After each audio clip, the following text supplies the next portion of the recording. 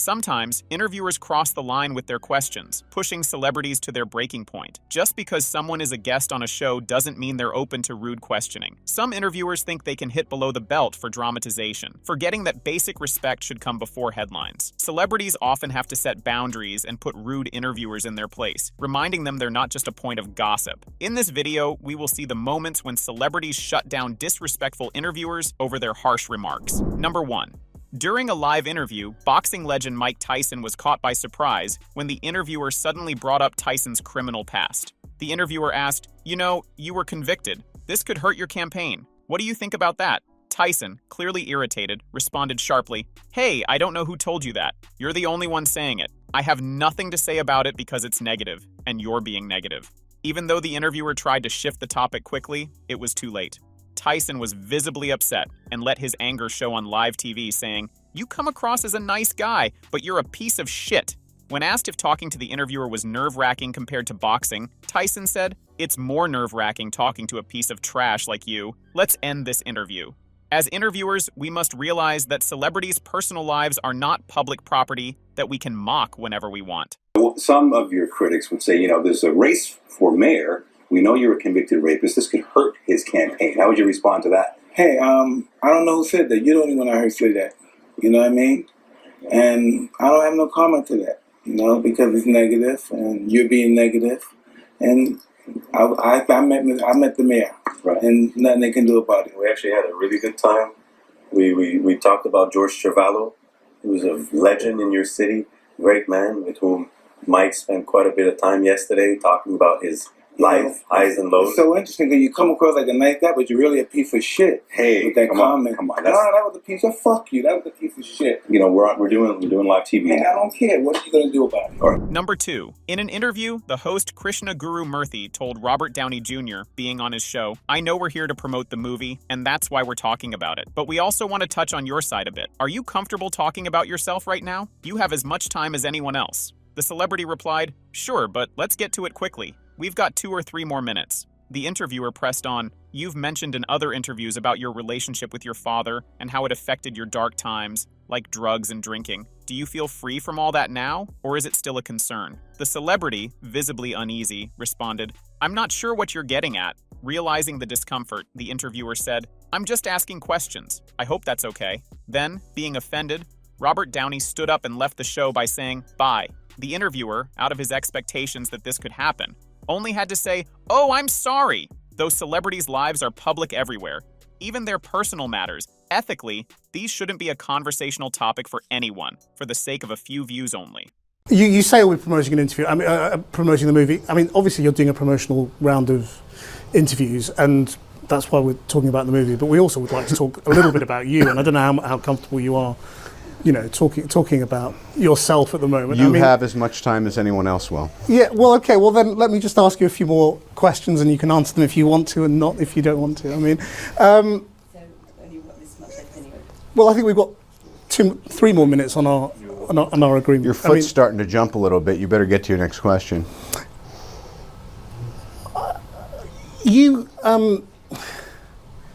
The reason I'm asking about the past is that you've talked in other interviews again about your relationship with your father and the role of all of that in the dark periods you entered and taking drugs and drinking and all of that. And I just wondered whether you think you're free of all of that, or whether that's still something. I'm sorry, I really don't. What are we doing? Well, I'm just asking questions. That's all. Right. Okay. Bye. Thank you, guys. Are you? I'm sorry. Number 3. On her show, The View, Joy Behar tried humiliating Matthew McConaughey, but it backfired dramatically. Things heated up when Behar interrupted McConaughey to insult his close friend, tennis champion Novak Djokovic. McConaughey, who was uncomfortable, tried to keep things cool, saying he was thrilled to be at Djokovic's matches and to sit with his family. The tension only increased when Behar questioned McConaughey's political ambitions. She asked, "Do you think you can get elected in Texas if you're anti-gun?" McConaughey replied, "If you want a direct answer, I'm not interested in playing that game." From that moment on, McConaughey's frustration was clear. Despite Behar's attempts to get under his skin, McConaughey remained calm, showing he wasn't easily disturbed. Do you think you could get elected in Texas being anti-gun? Do I think I could get elected in Texas being anti-gun? One thing about if me in politics is to give you a direct statement right there is be playing a game that I'm not interested in playing. Okay, To give you a direct statement right there. Number 4. Let's see Tom Cruise's reaction when an interviewer asked intrusive questions about his recent divorce from Nicole Kidman. The tension was palpable. The interviewer asked, "Was Nicole the love of your life?" Cruise looked taken aback and responded, "What do you mean, Peter? We were married for 10 years and raised children together." The interviewer asked, "Do you and Nicole still talk about parenting and professional matters?" Cruise's frustration grew as he replied, "Peter, you're stepping over the line now. You know you are. If you want to know something, take responsibility for it. Please don't say it's what other people want to know. This is a conversation between you and me." Cruise continued, "I love Nicole very much, and I hope she finds happiness if she decides to remarry. But you're pushing too hard with these questions. Just put your manners back in." Realizing his mistake, the interviewer apologized, saying, "Do you think I was out of line?" Cruise replied, "Yes." The interviewer sincerely apologized for his approach, but the damage had been done. Was Nicole the love of your life? What do you mean, Peter? You were married for 10 years. Listen, we raised children. You know, I mean, how do you answer that? How do you answer that question? She's someone that I plan on getting married again. You do? Oh, absolutely. Yeah. And having kids? Absolutely. But Nicole was a major part of your life and a love of your life at the time. I loved Nick very much. There's no question. Would you like Nicole to remarry? Yes. I want Nicole to be happy. That's what I want. And do you have a relationship where you talk, it's a parenting relationship, and talk professionally about each other's work? Listen, here's the thing, Peter. Yeah. You're stepping over a line now. You're stepping over a line. You know you are. I suppose they're questions Peter, that people want to know. Peter, you want to know. Take responsibility for what you want to know. Don't say what other people. This is a conversation that I'm having with you right now. You're right. Okay, so I'm just telling you right now, okay? Just put your manners back in. Do you think I was out of line? Yes, absolutely. Well, I apologise for that sincerely. Number 5. Few celebrities have faced as much public humiliation as Lindsay Lohan did during her widely criticized interview with David Letterman. Lohan was there to promote her new movie, but ended up dealing with Letterman's unstoppable mockery about her personal and legal issues. Letterman said, "Aren't you supposed to be in rehab now? How long will you be there?" Lohan, clearly uncomfortable, answered, 3 months. Letterman continued, "How many times have you been in rehab? And what are they going to work on this time?" Despite Lohan's attempts to shift the conversation back to her movie, Letterman kept making harsh jokes. He asked, "Are you going to be in rehab on May 2nd? Who's taking you?" and pressed on with questions about her rehab process. Lohan's composure started to crack as she struggled to control the interview. Her voice shook as she said, "I don't want people to think I'm joking. It's not a joking matter." Despite her clear distress, Letterman pushed on, making the situation even more uncomfortable. This type of question is a very disgusting and disgraceful act by the interviewers. Well, you look remarkably well. Now, you know I have routinely made jokes about you and the activities, true and otherwise. You're aware of that, right? I like that you say true and otherwise. Yeah. Not true and false. Now, aren't you supposed to be in rehab now? Do you not watch anything that goes on? I do. A tabloid now? Now here's what May 2nd. You don't, yes or no, do you steal stuff? Do you? When Charlie was off on his little trip, did you ever say to yourself, "Wow, this guy's nuts"? I've gone through a lot in life, and I'm looking forward to actually just taking time for me. You can't make a joke of it. That's so mean. I'm not joking. No, you're not doing that. We're not doing that. Maybe 1 or 2? No, this is my show now. It's just a happy environment. We've been here doing the show about 30 years, and there's still people whose names I don't know.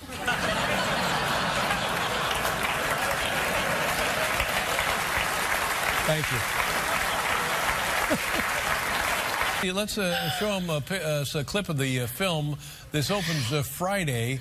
A scary movie. You have to be in rehab May 2nd. Are you going to be there? You'll be there, right?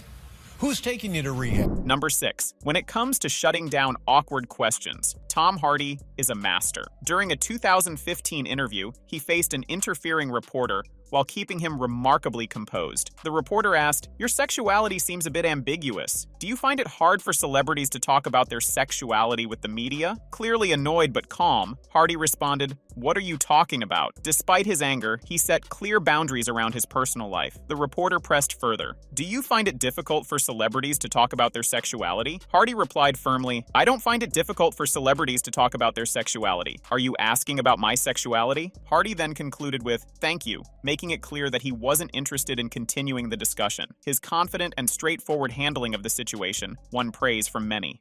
In the film, your character Ronnie is very open about his sexuality, but given interviews you've done in the past, your own sexuality seems a bit more ambiguous. Do you find it hard for celebrities to talk to media about their sexuality? What on earth are you on about? I was referring to an interview given to Attitude magazine a few years ago. But what is your question? I was wondering if you find it difficult for celebrities to talk about their sexuality. I don't find it difficult for celebrities to talk about their sexuality. Are you asking me about my sexuality? Sure. Why? Why? Thank you. Okay.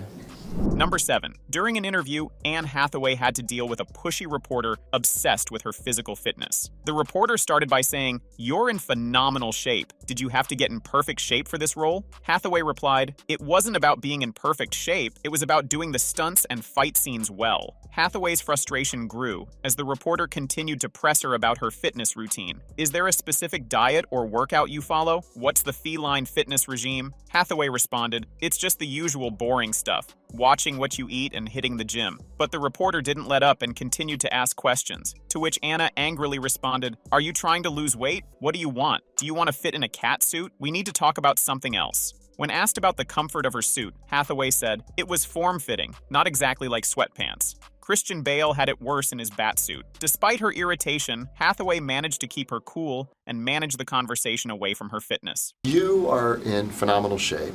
Thank you. You're very gracious. You're always in great shape, but you had to make sure you were in perfect shape for this one, didn't you? It wasn't about being in perfect shape, it was about being able to do the stunts and the fighting perfectly. What was that suit like? It had to be comfortable to wear, but it looked like it was so form-fitting, was it? It was form-fitting. I mean, it's not a pair of sweatpants. I wouldn't describe it as that kind of comfortable, but, you know, it was fine. I think Christian had it worse in the Batsuit than I did. I didn't have my ears covered. When you found out you were going to play Catwoman, is there a certain regimen you put yourself through in terms of the diet, the workout?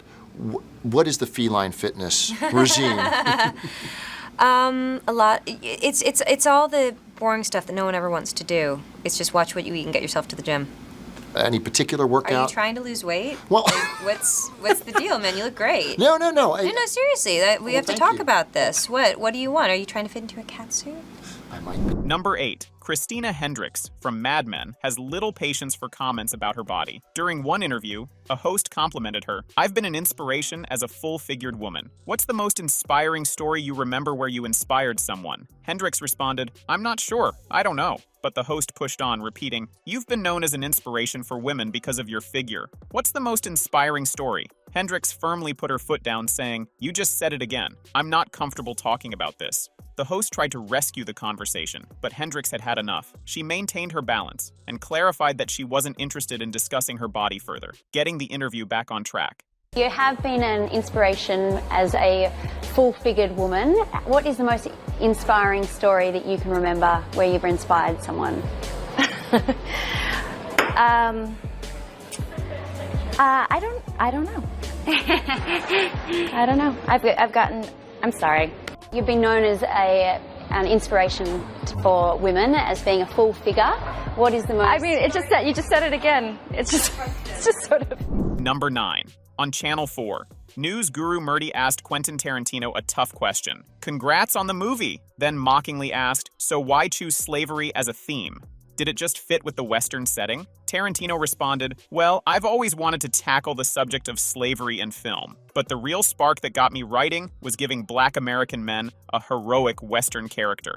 I wanted to create a cool folkloric hero who could seek revenge and get justice. That's where the revenge element comes in."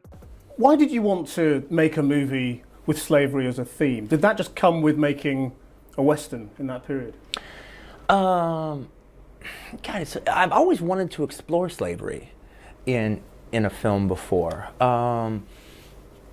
But I think actually my real reason to, I've always wanted to explore slavery, but I guess the reason that actually made me put pen to paper was to give Black American males a Western hero, give them a cool folkloric hero that could actually be empowering and actually pay back blood for blood. Then, the interviewer kept on asking furious, promoting questions.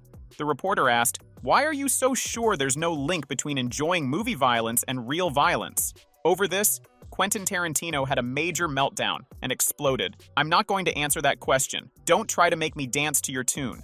I refuse to answer. I'm not a monkey for you to perform tricks for." Despite the tense exchange, one would hope reporter Krishan Guru Murthy learned a lesson about crossing boundaries in interviews. Why are you so sure that there's no link between enjoying movie violence and enjoying real violence? I'm going to tell you why I'm so sure. Do not ask me a question like that. I'm not biting. I refuse your question. Why? Because I refuse your question. I'm not your slave and you're not my master. You can't make me dance to your tune. I'm not a monkey. I can't make you answer anything. I'm asking you interesting questions. And I'm saying I refuse. Okay, well, no, I was just asking you why. That's fine. Number 10. Back in 2009, Matt Lauer faced major backlash for his awkward comments to Sandra Bullock about a nude scene in her film The Proposal. During the interview, Lauer said, "The major thing that's changed since you were last here is that I've seen you naked. I'm so sorry about that. Were you able to sleep afterward?" Bullock, clearly uncomfortable, tried to drive the conversation away. Lauer awkwardly continued, "You're naked for most of the movie. Did you see the scene?" Bullock corrected him, saying, "I'm not naked for most of it, just emotionally naked, except for a carefully placed washcloth." Lauer's comments were seen as inappropriate and unprofessional, and they were followed by allegations of sexual misconduct against him in 2017, leading to his firing from NBC News. In reflection, Bullock's reluctance to return for more interviews with Lauer seemed justified. As an interviewer or mic holder, it's your moral duty to be within your limits and strictly control your words, as this can lead to serious consequences. The major thing that's changed since you were here last? Yes. I have now seen you naked. And I'm so sorry about that. I have seen you naked. Were you able to sleep afterwards? Why are you looking down? It's now my screensaver. Why did you look down I when was you said looking that? at my notes. Not your notes are not over here. They were No, right there. That would be this. They You were went right like that. there. I didn't go like this. I went like this. I'm just saying. You're naked for most of this movie. It's a long stretch. I'm not naked for most of this. Emotionally naked. Except for that's such an acting thing. Thank you. So, which one of these interview moments did you find creepy and unethical? Please share your thoughts with us in the comment section below. But before you leave, hit the like and subscribe button.